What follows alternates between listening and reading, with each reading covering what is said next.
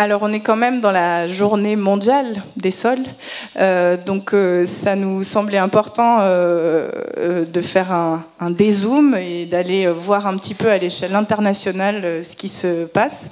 Et pour ça, donc Guillaume Bourrier de l'Académie d'agriculture de France va nous faire partager finalement les échanges qui se font au niveau du G20 sur cette question de préservation des ressources en sol. Donc Guillaume, je te laisse nous faire cet éclairage de fin de matinée.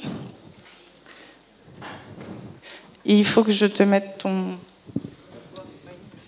Et pendant que Guillaume s'installe, un auteur qui a été longtemps cité, 30 secondes Guillaume, qui a été 2 fois ou 3 fois cité par Christophe, qui était Monsieur Lal, et juste le président de l'Union internationale des sciences du sol. Merci. Oui, merci Céline. Donc, effectivement, donc on a parlé de sécurité alimentaire, donc, et dans l'exposé de Christophe était si clair et la transition est parfaitement faite. Donc, il s'est trouvé que, comme vous avez entendu, le G20 s'est tenu ces jours-ci en Argentine. Il n'y a pas eu beaucoup d'exos à propos des sols dans les médias, donc je ne sais pas encore ce qu'il en est sorti. Mais toujours est-il qu'il y a eu une réunion des académies des sciences des pays du G20, dite S20. C'est la deuxième. La première, l'année dernière, était consacrée à la santé. Donc il y a certainement des documents intéressants où les différentes académies des sciences des pays du G20 se sont penchées sur la santé. Cette année, c'était les sols. Donc successivement, donc, les points abordés, c'est adopter. C'est une meilleure gouvernance des sols, une meilleure connaissance des sols et la coopération internationale. Alors, de qui s'agit-il? Les pays du G20, et si vous comptez ici, vous arriverez qu'à 19, ce sont les 19 pays en question, plus l'Union européenne. Et donc, c'est une réunion préparatoire. Il y a beaucoup de groupes qui gravitent autour du G20 et qui sont de la société civile, comme on dit un peu maladroitement d'ailleurs, parce que on n'est ni religieux ni militaire, c'est certain. On est pour préparer des documents. Alors donc les académies des sciences ont adopté, après 6 mois de préparation, un document pour une meilleure gouvernance des sols, une meilleure connaissance des sols et une coopération internationale accrue. Et donc ici, solennellement, à la fin de la réunion à Rosario, le président de l'Académie des sciences d'Argentine, qui est un médecin, le Dr Roberto Williams, remet le document signé par les académies au ministre de la Recherche et de la Technologie d'Argentine. Bon, il reste des efforts à faire parce que, autrement, à Buenos Aires, vous voyez que l'équipe de football d'Argentine est mise à profit pour faire de la publicité pour des burgers qui ne sont peut-être pas le meilleur exemple de sécurité alimentaire au point de vue qualitatif et tout. Cela dit, je ne sais pas si c'est parce qu'ils ont mangé trop de burgers qu'ils ne sont pas allés bien loin dans la Coupe mondiale de football, mais ce que je peux vous dire, c'est qu'il n'y avait aucune rancune, et j'étais personnellement félicité pour les exploits de l'équipe française de football, pour lesquels ma contribution est assez mince en vérité. Donc, dans ce document, il s'agit d'abord de limiter l'artificialisation des sols, et on ne luttera pas contre le changement climatique en stockant du carbone dans les sols si on a commencé par les bétonner. Il faut deuxièmement définir des stratégies d'adaptation au changement climatique, développer des observatoires des sols permanents pour évaluer les politiques publiques. Et ce document, donc la première partie, c'est pour la gouvernance des sols. Donc ça s'adresse au chef d'État et pas simplement au ministre de la Recherche. Donc avoir des observatoires permanents pour évaluer les politiques publiques et pour savoir si la qualité des sols s'améliore ou se dégrade en fonction des décisions prises, de la même façon qu'on l'a vu, la qualité de l'air, la qualité de l'eau sont suivies et progressivement on voit des améliorations générales de la qualité de l'eau et de la qualité de l'air. Intégrer les données sol, eau et besoins des cultures dans des modèles scientifiques d'aide à la décision, donc on vient de parler des outils d'aide à la décision pour les différents types de sols. Promouvoir l'éducation au sol dans l'école, à l'école et dans les médias, et la prise de conscience par l'ensemble de la société du rôle essentiel des sols. Ne dites pas à vos enfants, touche pas la terre, c'est sale. Parce que alors là, sinon, nous, c'est fichu, on ne peut plus rien faire. Au contraire, il vaut mieux ingérer des sols, parce que comme ça, on alimente son microbiote intestinal avec des bonnes choses, et c'est meilleur pour la santé. Former les agriculteurs à la gestion durable des sols est aussi essentiel. Le deuxième volet, c'est une meilleure connaissance des sols. Alors, le premier point, c'est promouvoir une cartographie numérique des sols en 3D à haute résolution. Ici, je l'illustre avec un exemple que j'ai pris dans nos recherches à Aix-en-Provence. Nous avons utilisé un logiciel qui est bien connu à Nancy, qui est le logiciel GOCAD, mis au point par Jean-Laurent Mallet à l'école de géologie de Nancy. Vous pouvez demander à Guillaume Comont et à Pauline Colomb-Droyer. Et en collaboration avec eux, on a pu obtenir une vue en 3D d'un paléochenal du Rhône. Eh bien, il y a moins de salinisation des sols et les rendements en riz sont meilleurs quand on est sur le paléochenal, où il y a de l'eau douce qui circule, plutôt qu'à l'extérieur. Et aujourd'hui, plutôt que d'avoir des cartes à plat et d'utiliser des systèmes d'information géographique où les objets ont disparu, ils sont explosés dans des couches d'informations différentes, donc le sol a disparu. Et on peut intégrer les données sol en 3D avec les données météorologiques et agronomiques en utilisant la détection et l'agriculture numérique pour améliorer l'efficience de l'eau et des fertilisants, des apports de nutriments et adapter tout ça aux conditions locales et régionales. Et donc là, il y a beaucoup de travail à faire parce qu'on a beaucoup de données disponibles, InfoSol et ailleurs, mais elles sont dans des SIG, elles ne sont pas directement utilisables, donc il y a énorme travail, et augmenter la résolution pour arriver à 30 mètres. Et à partir de là, on va pouvoir, partir d'une bonne connaissance locale et régionale des sols, développer des recherches sur les sols qui sont au cœur de ce qu'on appelle aujourd'hui la zone critique.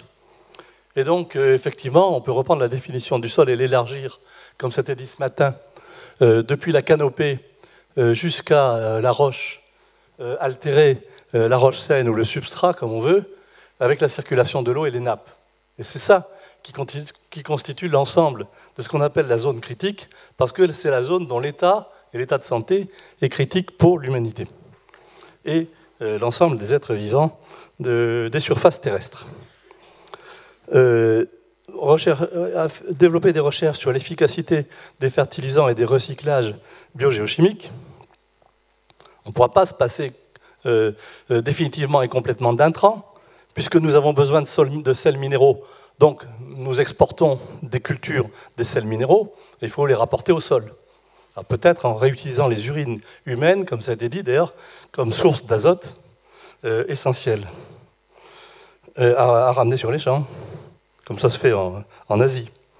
La séquestration du carbone à court et long terme et la réhabilitation des sols dégradés, et finalement la diminution de la toxicité des pesticides et le développement de méthodes de lutte écologiques. Les méthodes de lutte biologique, c'est très délicat à utiliser. Quand des Hollandais ont importé une coccinelle asiatique pour se débarrasser des pucerons, et que la coccinelle asiatique, elle a concurrencé la coccinelle européenne, qu'elle a pullulé et qu'elle a traversé les frontières, quand vous interdisez un produit comme le chlordécone, la molécule, elle persiste, mais au moins elle ne traverse pas les frontières. Donc la lutte biologique, on a fait des études à l'Académie d'agriculture de France, tout le monde est en faveur de ça, mais avant de mettre sur le marché ce genre de méthode, il y a plein d'artefacts, de risques à mesurer très, très finement, avec les parasitoïdes et tout ça. Ça, c'est très actif quand même à l'INRA. Et le troisième volet, c'est la coopération internationale. Développer des programmes internationaux sur la gestion durable des sols. Favoriser la participation de scientifiques et professionnels des pays moins développés. 9,5 milliards d'habitants en 2030. Les risques de conflit, ça a bien été montré. Tout ça. Les migrations. Les gens resteront dans leur pays s'ils peuvent manger, et sinon, ils iront chercher de bien. Il faut lutter aussi contre l'accaparement des terres, etc. Donc voilà les références que vous pourrez retrouver sur le site pour le document officiel adopté à Rosario. C'est bien la première fois que les sols sont à l'agenda du G20. Donc il ne fallait pas rater l'occasion de faire passer un message. Alors, revenons à la santé unique et le concept de One Health dont on a déjà parlé. Donc, voilà une image au microscope électronique à balayage d'un agrégat de sol, d'un 6 microns sur 3 microns, et vous avez de la solution, des minéraux, des bactéries, des filaments mycéliens, et c'est tout ça le sol. Le sol, à la fois, je dirais, il faut distinguer quand on parle de sol, on parle de biotope ou on parle d'écosystème. Et souvent, on ne dit pas exactement. L'eau de mer n'est pas vivante. L'eau de mer, c'est un biotope. Les poissons à l'intérieur, les phytoplanctons, est vivant. Le sol, il y a un aspect biotope et un aspect écosystème. Mais seulement si vous voulez boucler l'écosystème, vous ne le bouclez pas dans le sol en général. Vous le bouclez dans la zone critique, depuis la canopée jusqu'à la roche. Là, vous avez le cycle biogéochimique complet. C'est pour ça que maintenant, en tant que pédologue, on contribue avec d'autres collègues des autres disciplines, botanistes, forestiers, zoologistes, écologues, etc., à hydrogéologues et géochimistes, à la compréhension de tout ce qui se passe. Et peut-être que le sol minimum, l'atome de sol, déjà c'est tout ça, c'est l'agrégat, et avec des êtres vivants, le biotope et sa biocénose. Donc il faut savoir quand on parle de biotope et quand on parle de biocénose. Donc la santé humaine, la santé animale et la santé de l'environnement doivent être envisagées simultanément, d'où le caractère tout à fait remarquable de cette journée, de cette matinée et certainement aussi cet après-midi. Et si on prend par exemple la grippe aviaire, les zoonoses, etc., la santé humaine et la santé animale sont liées. Si on prend les antibiothérapies et les antibiorésistances, et on a tenu à l'Académie d'agriculture la semaine dernière une séance sur les antibiorésistances, les antibiotiques, ils sont fabriqués dans le sol, le pénicillium qui fabrique la pénicilline. Quand on veut trouver un nouvel antibiotique, on prend de la terre et on met dans des boîtes de pétri.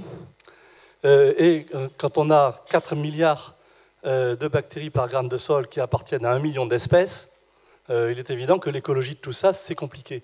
Mais il est évident en même temps que c'est un facteur de biodiversité. Alors c'est là qu'elle est la biodiversité, et c'est là qu'est la résilience.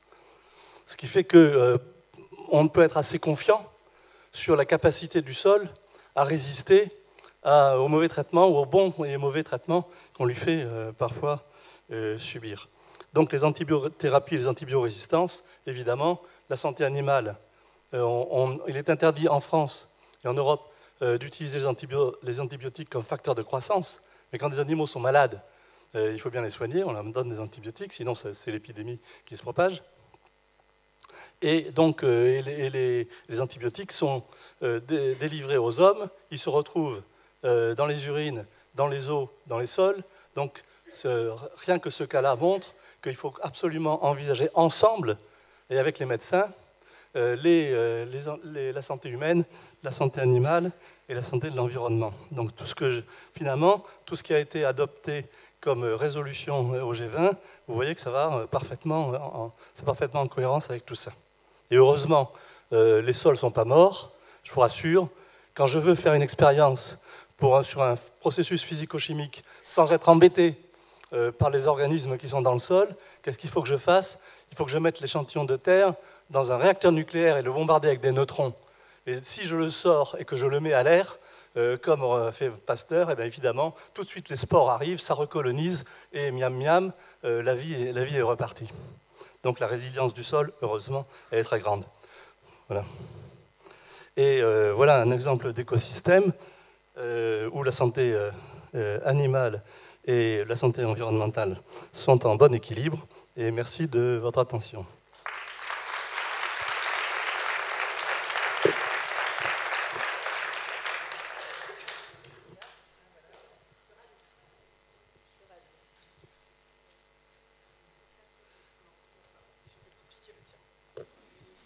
J'avais éteint pour les interférences, mais Merci beaucoup du coup pour cette intervention et nous donner un peu de recul aussi sur ce thème de préservation des sols.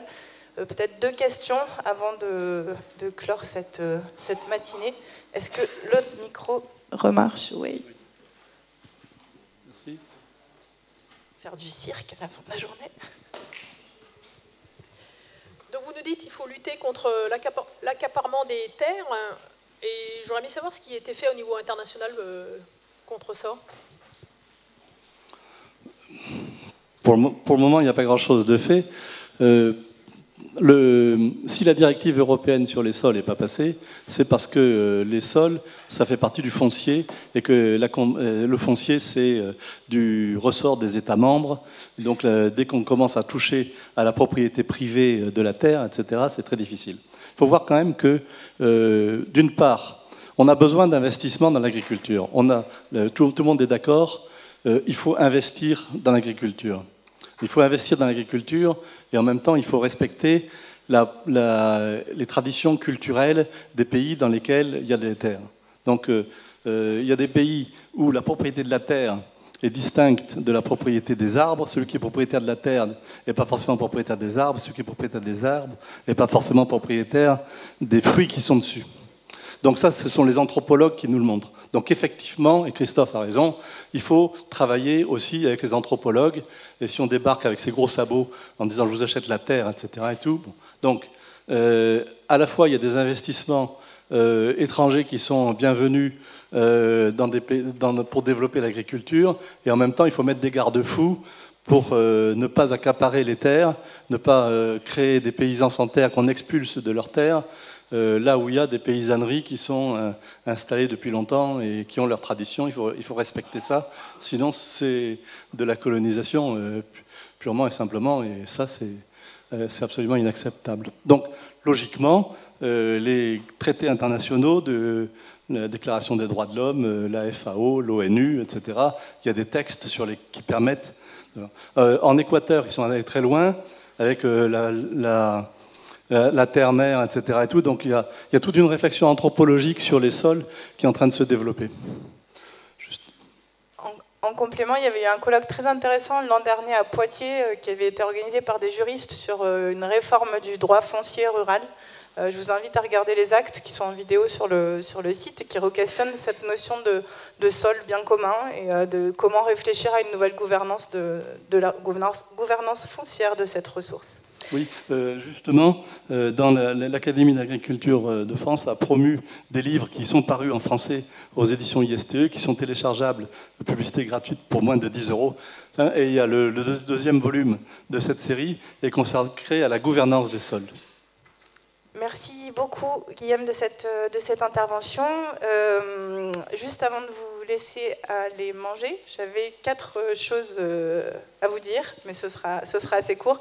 Tout d'abord, c'est que je suis un peu frustrée parce qu'encore une fois, en tout cas sur cette matinée, on n'a pas réussi à réduire suffisamment des interventions pour avoir suffisamment de temps d'échange. Et du coup, je m'engage encore une fois pour l'année prochaine d'amener cette réflexion, de porter cette réflexion au sein de l'association, pour qu'on essaie d'avoir davantage d'échanges avec chacun d'entre vous et qu'il y ait plus de temps de débat. Mais cet après-midi, peut-être que ce sera plus important. Moi, je vais passer la main pour l'animation pour cet après-midi. Et ça me permet de vous dire, ça prend du temps d'organiser des événements comme celui-là, des journées comme celle-là. On a eu la chance d'avoir énormément de soutien en local et puis par les administrateurs de l'association et par Adila, qu'on a embauché cette année en tant que salarié de l'association. Mais voilà, c'est du temps de bénévolat, donc ça prend du temps et n'hésitez pas du coup à nous rejoindre, à soutenir les actions de cette association. Et puis la dernière chose, mais en fait j'en avais que 3, c'est n'oubliez pas la suggestion, une cuillère à café de sol tous les matins et vous serez en meilleure santé.